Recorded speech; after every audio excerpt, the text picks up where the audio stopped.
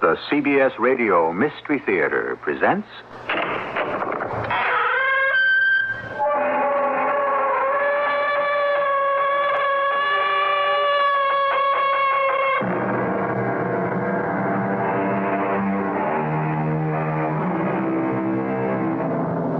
Come in. Welcome. I'm E.G. Marshall. You know that phrase, killed in the line of duty? It's one of the saddest epitaphs to those who lay their lives on the line. A guard, a night watchman, a cop who is shot while on duty. You've seen the photographs in the papers of a long line of policemen standing in sorrow at the funeral of a buddy. Have you looked closely at the expression on their faces?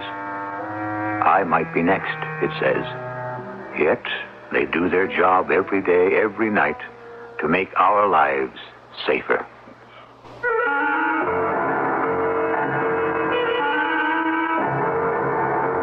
Our mystery drama, The Missouri Kid, based on an actual documented historic case, was dramatized especially for Mystery Theater by James Agate Jr. and stars Lloyd Battista. I'll be back shortly with Act One.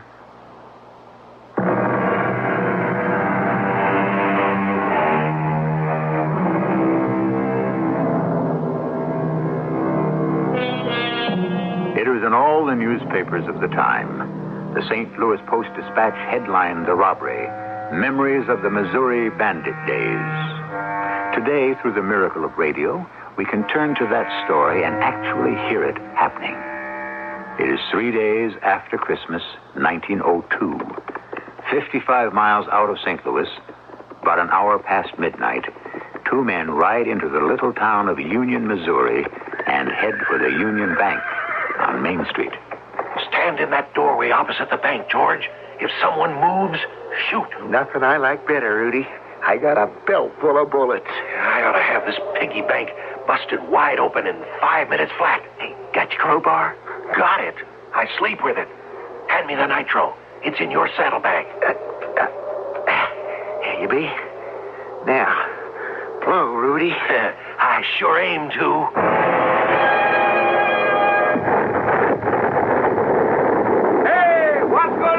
There, Sheriff. Someone's just blown up the bank. Well, I'm going to give him a blast. Come on, Rudy. Hurry, will you? The whole town's waking up. Hold the horses still, will you? Those hicks can't hit anything. Help me load these money bags on the horses. Hey, someone just put 2 holes in my hat. Now, there's the second bag. Keep your back, George. Do I have to tell you everything? Grab this bag, will you? Hey, now how many hands you think I got? You're lucky. Most of the money's in bills, not silver. That's it. 5 bags full. Now let's get out of here before their aim gets better. Come on, get out there.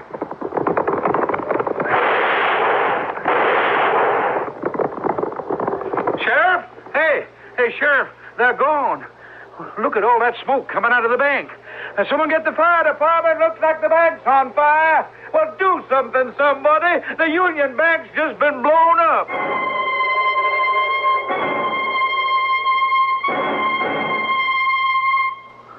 Mr. Pinkerton, we just got a wire from the American Bankers Association. 2 men blew open one of their banks the night before last. Got away with $28,000. Who is the law there? Oh, Tom Birch. He's the sheriff of Union. Any word from him? Well, the phone there. He's been sick for a week, so nobody's made up a posse. And the robbers got away. Are they sure there were only 2? Yep. I made a mess of Main Street between them. All right, CJ. It's your case. Find those 2 robbers and find them good. Huh. Not fast. Yeah. Find them good and fast.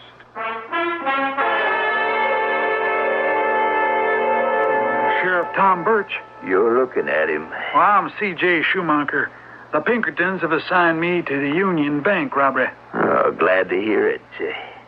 We're still cleaning up the glass and picking bullets off Main Street. Yeah, we heard in St. Louis there was quite an exchange of gunshots hereabouts. They rode out of here like there was hellfire behind them. Anybody in town see them? Oh, sure. Let me see now. Well, there was Frank. You know where I can locate him? Oh, I expect he's at work. He's the blacksmith, Frank Tilley. Oh, yeah. Yeah, I spoke with him on the telephone. Well, he'll help you. He's a good man. I brought a passel of pictures of known bank robbers who operate around these parts, and identification is essential. Sure is. So you think it was the work of professionals? Oh, without a doubt, Sheriff. Only pros know how to handle nitroglycerin. Yeah. You go see Frank Tilley.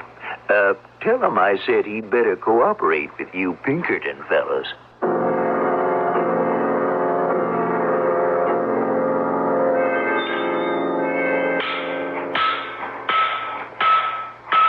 Mr. Tilley? Frank Tilley? Huh? Oh, yeah. What is it? Well, I'm C.J. Schumacher of the Pinkerton Detective Agency. Oh, about those bank robbers. Yeah, well, if you're busy, I'll come back later. No. Let's head for these barrels over here. You set yourself, Miss Schumacher. What can I tell you? Well, I brought this satchel full of pictures I'd like you to have a look at. What we at the agency call our rogues gallery. Mugshots of every outlaw, professional, trained, and bank robber we ever had dealings with. Now, if you just have a look. Oh, I don't have to. The man was wearing a mask. I never did get a good gander at him. But the other one, I saw him right clear. Oh, that's fine. There's a gas lamp right outside the bank where they had the horses hitched. And son of a gun, if it just didn't blow out. I seen him come out of the bank and all that smoke blown, and he's loading up the horses with the bags of money. I recognize him straight off. Well, who was he? Bill Rudy Rudolph. Know him anywhere. Rudy Rudolph. The Missouri Kid. That's the one. The Missouri Kid. Yeah, he pull a job like this. Well, you don't happen to know where he's been living these days, do you? Up in Stanton, as far as I know. He's got a cabin there. His sister's place, actually. She's a real nice girl, Nellie Rudolph. But she could never do anything with him. You know, Rudy's a real tough hombre. You don't aim to go there and take him alone, do you? Well, that's what I aim to do. You Pinkerton fellas have all the excitement. Well, sir, I hope you get Rudy. He sure has been needing the comeuppance for many a year. So I hear tell. Well, it's about time somebody laid a hand on his shoulder and cuffs on his wrist.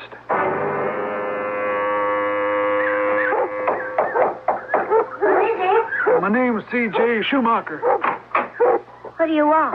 Hi there. Who are you? What business is it of yours? Shut up, Butch. Shut up.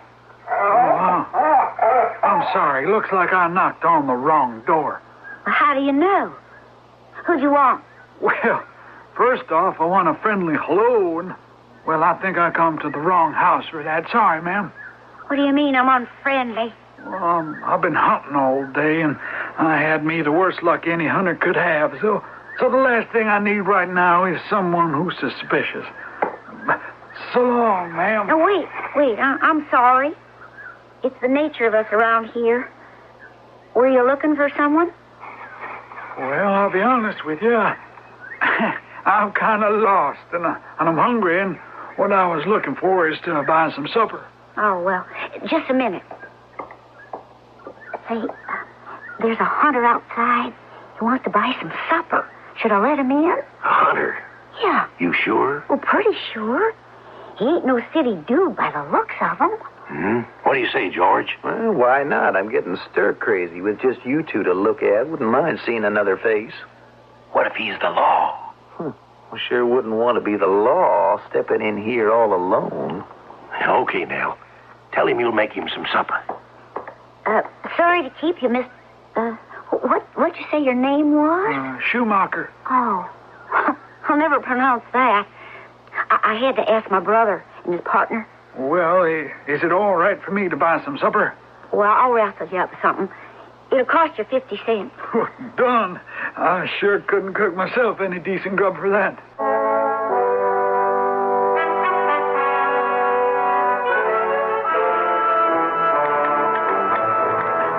Ma'am, that was mighty good. I'm always partial to a stew made of a ham knuckle bone. Mighty tasty. Would you oblige me one more thing? Well, that's all we got. Oh, Except... no. I don't mean any more food, ma'am. I'd like to know your name, that's all. What for, mister? Well, if this is your wife, no harm, man. Only when folks treat me right, I want to thank them by the name. Well, she ain't my wife. She's my sister. And her name's Nellie. Wife or sister, she's a mighty fine cook. Mind if I sit a while? I've been 20 miles today with no luck. Hold on now. Well, what are you reaching for your gun for? Well, force of habit, I guess. Are you the brother of this gentleman? He wants to know a lot about us, doesn't he? Oh, just trying to be friendly, to make conversation. We don't make much conversation out here, and if you really want to be friendly, mister, I suggest you take those shells out of your shotgun. Oh, why, sure. It, makes me nervous. Oh, glad to oblige. Those shells didn't do me much good today, I tell you. Would you like some canned fruit? We got some canned peaches. Sure would round things off to have something sweet. Mighty good of you, Miss Nell. I appreciate that. So the hunting's not too good today, huh? The whole day's been a bust. I fired this jackrabbit, see? Then I go up and take a look for it, and there's this trail of blood. And I think to myself, well, now, there's too much blood for a jackrabbit. Maybe I hit a bear. Ain't no bears in these parts. Well, maybe a deer. Could be a deer. Here's your fruit. Oh, thanks, miss. Well, sir, I hadn't shot no animal. Somebody been making a campfire, left this canned tomatoes, and I plugged it. Scored a bullseye. Knocked it clear off the ground 50 feet, leaving a trail of tomatoes. Well... Well, I think I'll be moseying along now, and, well, thanks very much for the meal. Hold on, mister. You just sit back and relax. Why, you ain't touched those peaches Nellie brought you. Now, that's not nice. Not friendly-like. Eat up. I got a few questions I'd like to ask you myself. George, hand me that pistol. I'd just like to have it in my hands here while I'm talking to this here gentleman. C.J. Schumacher, the Pinkerton operative, sat back in the kitchen chair in that out-of-the-way cabin, his own shotgun empty, the bullets jingling ineffectively in his pocket. He faced a loaded pistol and two of the most wanted outlaws in America, the Missouri Kid and his partner, George Collins.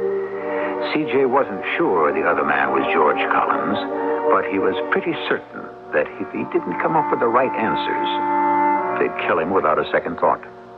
I'll be back shortly with what happened in Act 2.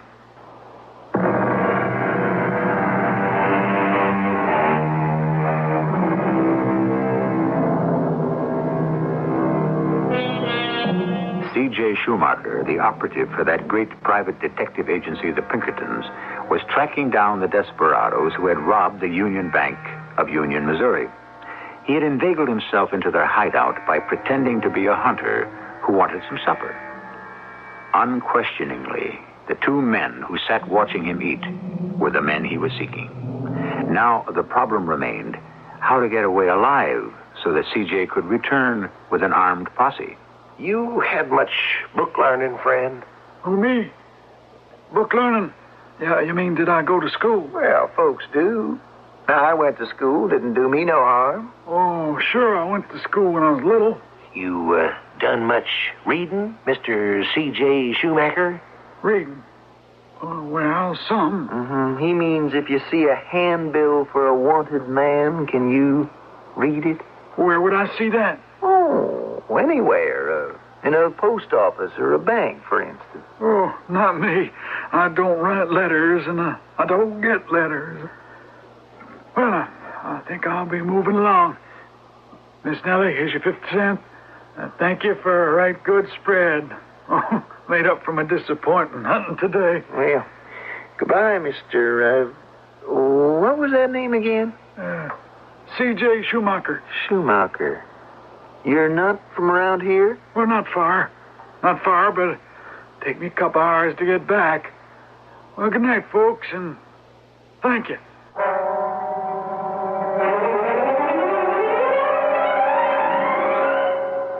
Mr. Pinkerton, I came just as fast as my horse could get me here to St. Louis. Welcome back, C.J. Your brother Danny was getting a little worried about you. It's about time Dan learned worrying is something an operative just doesn't have time to do. But I have to admit to you, I was a little fussed a while back. I was having me a bite to eat with the Missouri Kid and his sister Nellie Rudolph and the kid's partner, who I think may be George Collins. I'm sure it's them who did that Union Bank job. So I'm planning to go back to Union tonight. Get up a posse and haul them in. I wish we could, C.J., but we've got no prima facie evidence against Rudy. One man recognizing him across the street under a gas lamp is not enough. I read your report. Yeah, what about that old torture robbery charge? Remember that old couple, the Hollises? Rudy and some other gun boy tortured the old man and woman with hot pokers to make them tell where they'd stashed money. Turned out there wasn't any. Ah, that's the answer, C.J. You find your sheriff, swear out the warrant, and get going. Oh, by the way, your brother Danny wants to know if he can go along with you. Well, tell him he'd better stay in St. Louis and help mind the store. Who knows? Maybe someday you'll find him more useful than me.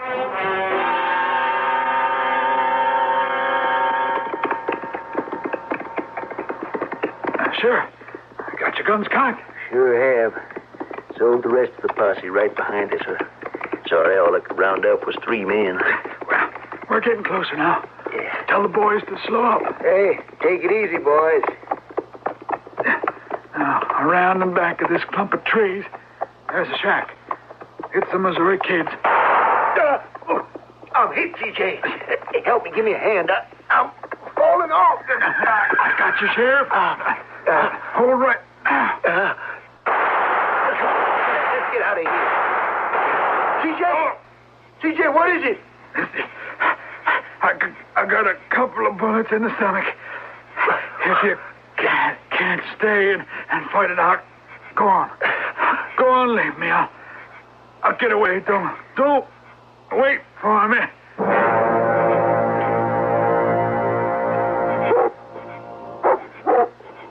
Shut up, Butch. You heard me. Shut up. Well, what have we here? Our old friend, the jackrabbit hunter.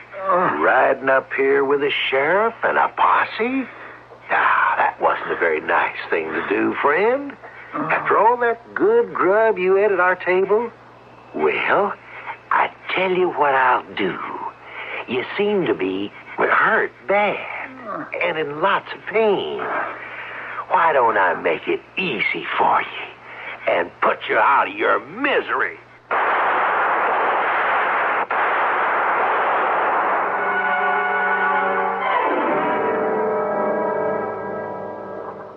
Mr. Pinkerton, Yes, Danny. What do you got there? a telegram. They killed my brother. Give that to me.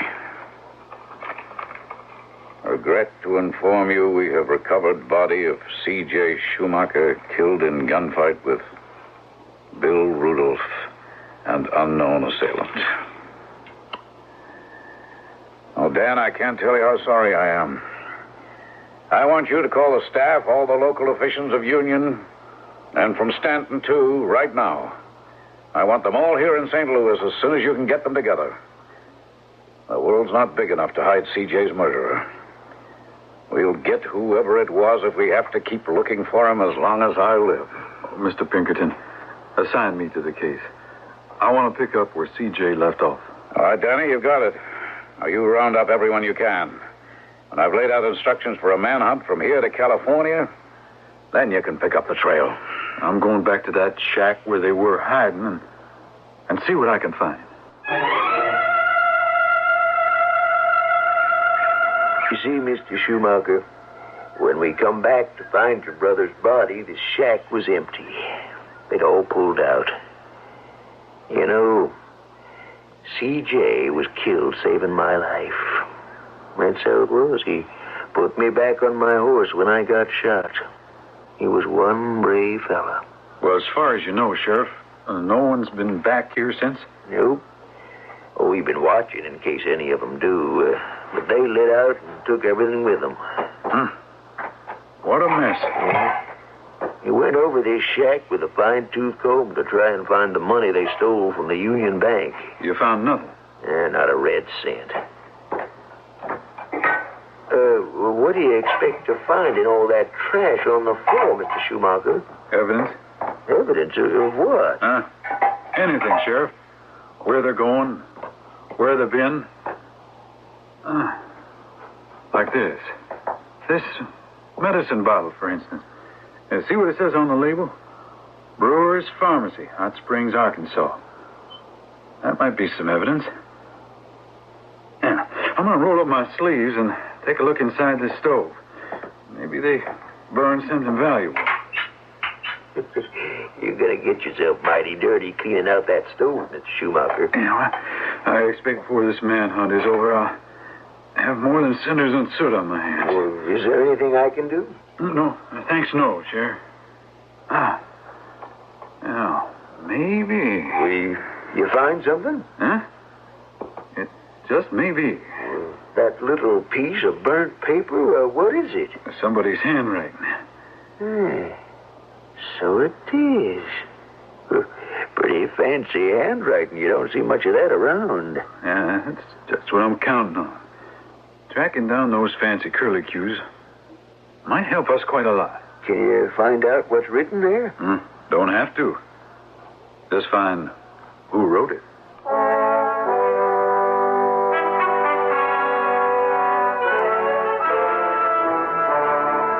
I don't care what you say, Danny. Evidence that'll stand up in court, that's what you must have. Proof. If I could have my way, Mr. Pinkerton, those two would be hanging from a lamppost, not hanging around in court. Danny, that's not the way our operatives should think, and you know it. I'm sorry. I just don't feel like a lecture now. Who brought in the evidence? Good evidence. The pharmacist in Hot Springs made positive identification. There were two men who went in for that prescription. One was Rudy, and the other George Collins. Now, I myself checked every boarding house in Hot Springs and come up with a name on a boarding house register that matched exactly the fancy handwriting on that piece in the stove. Well, look at this. Army records. Description. Collins was a company clerk with Company M, 35th Infantry. Now, his handwriting was so good. Look, samples. Now, don't tell me I don't have enough evidence and reports. Where do they say Collins is now? Hartford, Connecticut. Now, I've got our Connecticut operative trailing him right now. But where's Bill Rudolph, the Missouri kid? That I don't know. Can't you see, Danny, it's better if we wait until the two join up and then haul them in together. Now, you take Collins alone with that slim handwriting evidence, he'll get himself a smart lawyer and be out before you can say mouse. So you're saying wait, is that it? Wait? Well, I ain't going to. I'll take my chances and pick them off one by one. That's vigilante talk, Danny, not law and order. Well, maybe so. Due process of law is too slow for me. So, Mr. Pinkerton, I ask you to accept my resignation. Whatever I do, I'll do on my own hook. Well, I'm sorry you want to quit us, Danny. You don't seem to understand. This is not just another case to me. Those two murdered my brother. I know that, Danny. But are you talking about justice or revenge?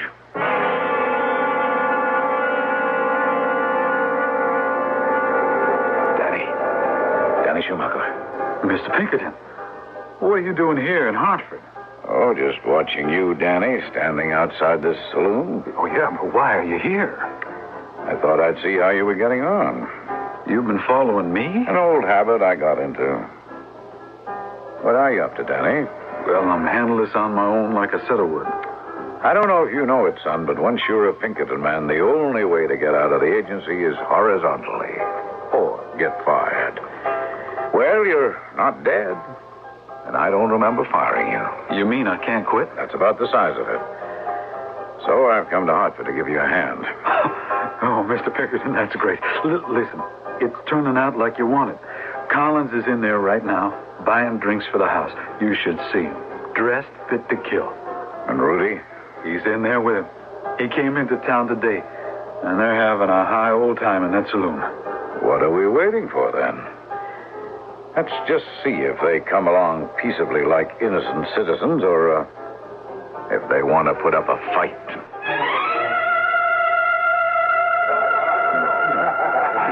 Let me hear that sound of popping corks. Yeah.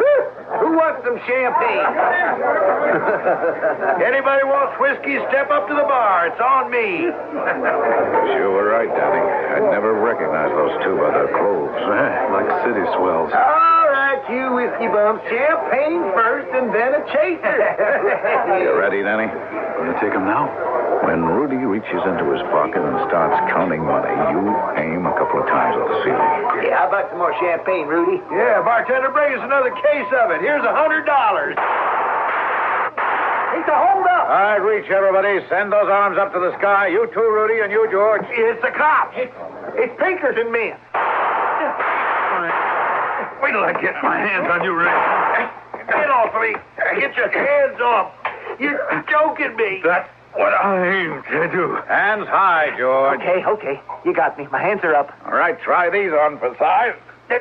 You don't have to handcuff me. I said I'd go quietly. Just in case you get any fancy ideas, George Collins, you're under arrest. Hey, will somebody get this big lug off my chest? Nice work, Danny. Pull the kid's hands up over his head. Let me get up, will you, somebody? By all means. Let him up, Danny. All right, everybody. Back to the bar. We've got the only two we came for. I don't know what you think you're doing. You got nothing on us. Well, we'll see. Oh, Danny, I don't believe you two have been formally introduced. Danny, this is Rudy Rudolph, otherwise known as the Missouri Kid. We have a little torture robbery warrant outstanding for him. And George Collins, I think you know. And my partner, gentlemen, is Dan Schumacher. That last name mean anything to you? Nope. Schumacher. Shut up, George. You don't know nothing. Dan Schumacher is C.J. Schumacher's brother. C.J., Rudy. The man you shot in cold blood. Do you remember now, Rudy? In a Hartford boarding house where Rudolph and Collins were staying, they found almost $9,000 from the Union Bank.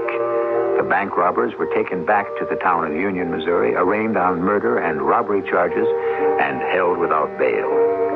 But these two lawless men had not given up, as we shall find out when I return shortly with Act 3.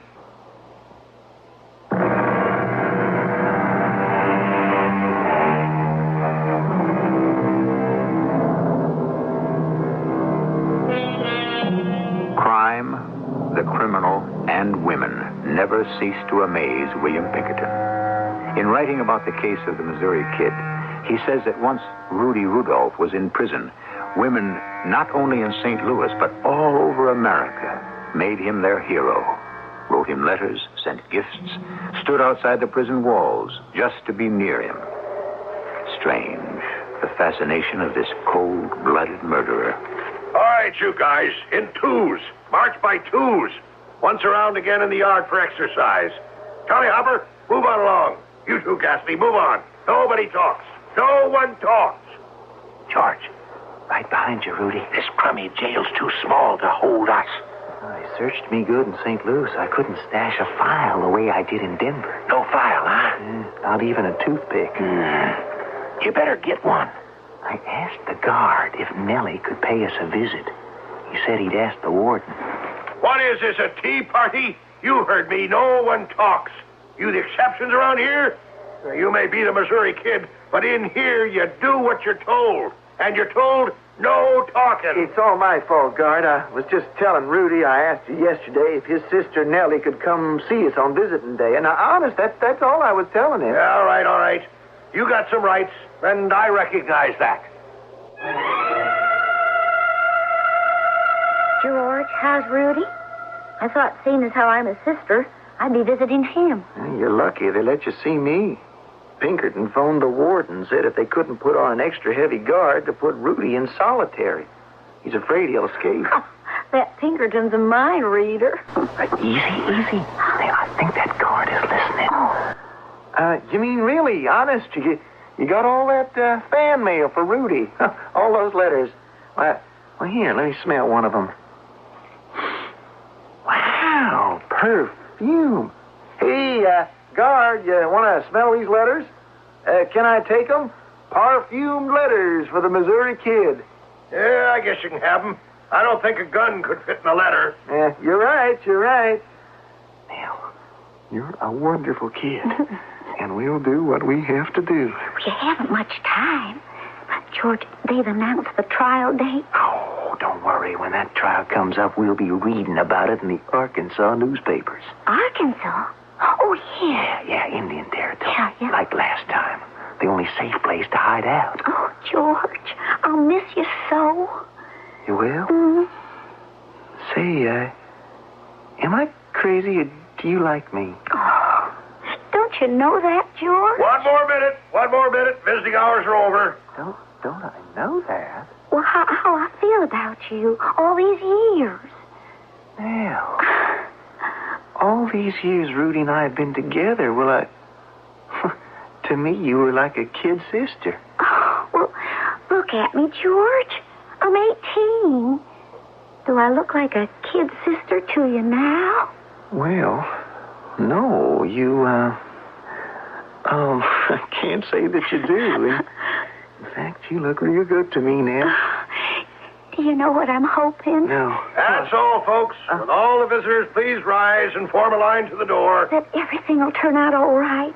That you'll get out and then go straight, George, for us. Keep moving. But you were in solitary.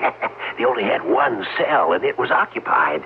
Said they put me in there after the 4th of July. Did you, get the fan letters? Yeah. And what was in them? Yep. Hey, you. No talking. You heard me. Keep moving. Listen, I got to talk to you. Yeah, where? I'll find you in the mess hall. Keep a place on the bench next to you. I'll bring my tray over.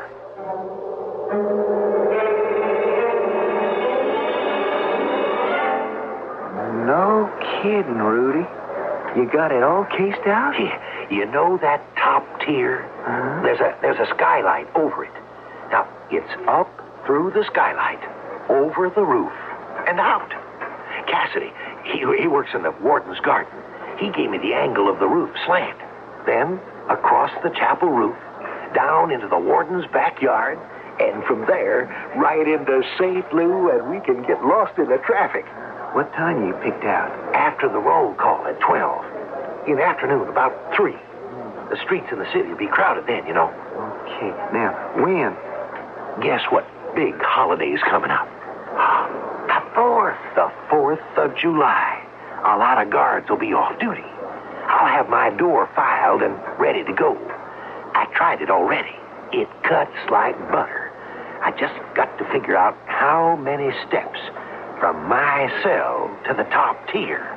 And then, how far from there to the skylight. Well, what about me? You've got the only file. How do I get out of my cell? You won't even be in it.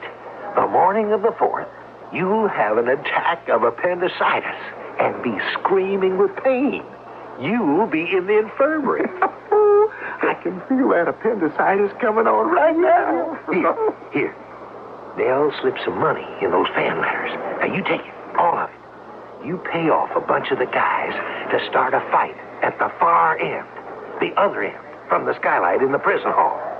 Now, remember, 3 o'clock, the afternoon of the 4th, sharp. Boy, can't you see those dumb guards thinking there's a riot running over there? I figure that'll give us just about enough time that we'll need to break out. On the 4th of July, too. Boy, what a day to celebrate on. Come on, get some of those cars moving up here. We got a riot. Hey, George, you with me? Right behind you, Rudy. They took my clothes away in the infirmary. All I got is this nightshirt. Okay, now grab a hold of these girders and follow me. Now I'm going to swing my legs up and smash that glass skylight. Okay, let's go. Come on, George. Take my hand. Now go on. I'll hold you. Now, up you go. I don't think I can make it. Oh, sure you can. That's it. Now, climb along the roof behind me. Okay, now watch your step. They haven't any idea we're gone. Which way now, Rudy? Over here at the edge. Now, from this roof to the chopper roof, ready? That's 50 feet. I'll never make Oh, it. cut it out. It's only 20. You say. Oh, you go, Rudy. I can't make it. Oh, come on. I can't. What are you, scared of high places? Yes, I always have been. Well, all right. So long, George. Now, listen. If anybody comes through that skylight, you just hold them off long enough till I'm out of sight. Yeah. Okay? Yeah. Ready? 1, 2, 3. Oh, there. Kid! Oh, Rudy! Look at that. You're hanging upside down. What are your feet caught on? Oh, dad burned wires. Somebody strung wires up here. Nobody told me that. I got to get loose. Give up, will you? Your face is all cut. If you fall on your head, don't, Rudy, don't! I'll make it. Got to make it. I'll just untwist these wires. I'm on the chapel roof now. Now pray for me. Good luck, George. It's not as though you didn't warn them, Mr. Pinkerton. They'll try to escape. You knew it. I knew it. Oh, it makes me so angry. Well, at least he got Collins back. You have the detailed report? Well, haven't you seen it? No, I haven't. Read it to me, Danny. Well, evidently the kid was cut and bleeding. Got tore up on some wires strung across the roof. He jumped or fell from the main roof to the chapel roof. Then down that and into the warden's garden. Then walked in the unlocked back door where the warden's mother was ironing. She said he bowed to her and walked out the front door. Next report, on the corner of Spruce and 11th, he steals a bicycle and heads into the middle of the city. Next report, a rowboat stolen in North St. Louis. Presumably, he rode across the Mississippi. Let's see. Next, a man answering Rudy's description gets out of a freight car in the Memphis Railroad yard. All the way to Memphis, huh? That was yesterday. Yes, and I'll bet you anything we'll get a report he's stolen a horse somewhere in Tennessee and he's headed for Arkansas. Yeah, right to Indian territory. We always lose those bandits in Indian territory. Well, take heart, Danny. It won't be for long. He's not the kind to spend time hiding. If I know the Missouri Kid, he'll be back in this neighborhood knocking off another bank. Our chief weapon now is to circularize every spot in every state with his picture and description. Sooner or later, he'll surface.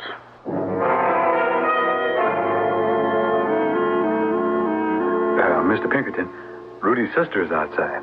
Nellie? Yeah, she wants to see you. She's pretty wrought up. Well, I don't know what she thinks I can do for George Collins. The jury's still out. Shall I send her in? Yeah, all right. Oh, and I guess you'd better leave us alone, Dan. Oh, Miss Rudolph, Mr. Pinkerton will see you. Oh, come in, Nellie. Why, you look much younger than you did up there on the witness stand. They didn't believe me. The judge, the jury. They didn't believe anything I said. I'm afraid they had possession of certain facts and certain witnesses. What witness? I was there. It wasn't George who pulled the trigger. He was with me in the cabin. It was Rudy who done it. He walked right up to your man and killed him. I know, Nellie. That's what you said in court. Well, what can I do? I know George has done a lot of wrong things, but he didn't kill that man. I'm not the jury or the judge. Why would I say things against my own brother? Accuse him of a cold murder like that if it wasn't so. But your brother isn't here to defend himself. He's hiding out somewhere. It's possible the jury will believe you. But maybe they'll figure you're making this up because you're keen on George Collins. I do love him. I'm not saying I don't. But he didn't do it. It's out of my hands. Nellie, why don't you go home? All I can say is just try to let all of what's happened be a lesson to you. You think it's too late, don't you? That they'll convict him? Even if George Collins were to walk out of that prison a free man, I'd tell you never to see him again. Try to start over, Nellie. You're only 18. You've got a whole life ahead of you.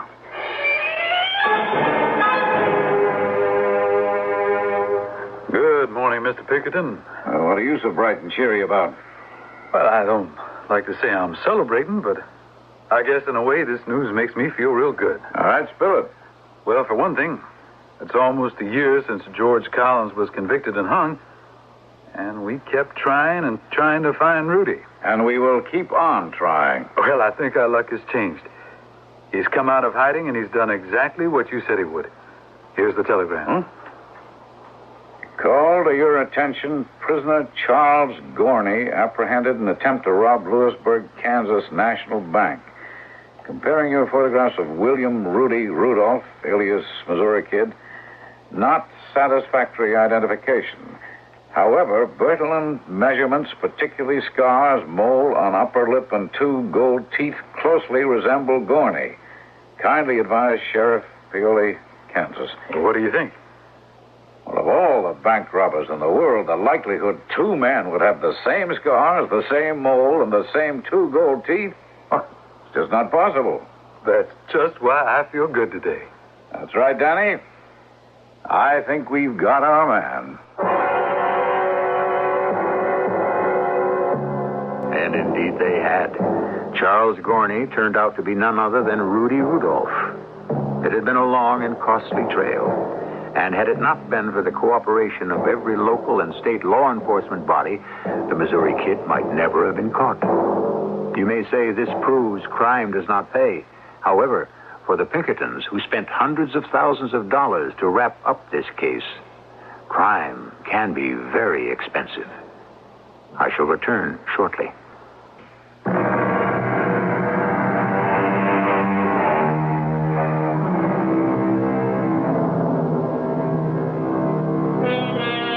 It was May 1905, 52 months after the cowardly murder of Detective C.J. Schumacher, that the second outlaw, the Missouri Kid, died at the end of a rope. It was also the beginning of a tradition followed to this day. If a lawman is killed in the line of duty, none of his brothers will rest until the criminal is brought to justice.